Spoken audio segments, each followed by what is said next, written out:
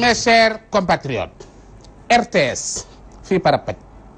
taxawaayam nekk na taxawaay boo xam ne bii taxawaay waaba jiiba la. RTS nan la mënee def su dee discours président Macky Sall am na di 4 avril wa ilaa mu daal nekk fin d'année mu nangu koo bokk ak ñëpp bu fekkente ni bii dem nañ ci li nga xamante ni bii moom la ñuy wax 4 avril ñu ne ni ngay défilé RTS ne mën ngeen a jël sama signal. waaye Lions yi bu ñuy football xaalis bi nga xamante ni bii moom lañ jëndee match ba di xaalisu réew mi RTS bokk ko moom kese paajot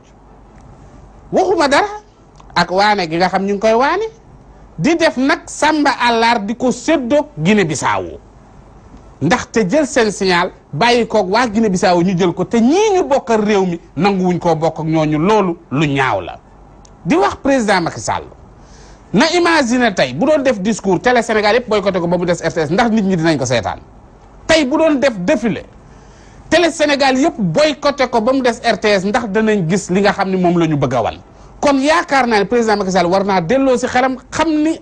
ñi nga xam ni ñooy télé privé yi télé lañ yoo xamante ni bii télé yu am solo ci réew mi lañ. kon yaakaar naa ne équipe nationale bu Sénégal du équipe nationale bu RTS mais équipe nationale la pour bépp sénégalais kon je pense que waroon nañoo mën a jox signal bi ña nga xamante ne bi tamit ñooy yeneen télé yi ngir ñu daa dee wane mën a li nga xam ne mooy match yooyu parce que ñun ñëpp ay patriotes lañ. loolu nag président Macky Sall war nga cee taxaw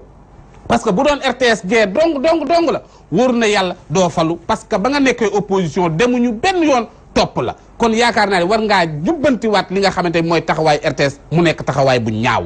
Sénégal benn bopp la kenn mënu koo xar ñaar amul lu tax RTS donc moom mooy ki nga xam ne moo yor match bi te loolu c'est pas normal nekkul loo xamante ne bi yoon la def na ko ay ati at jiguñu ngir yàlla nañ jox yeneen télé yi ngir ñu wane parce que xam ni RTS mi jiguñu tey jiguñu ëllëg mes chers compatriotes jërë ngeen jëf.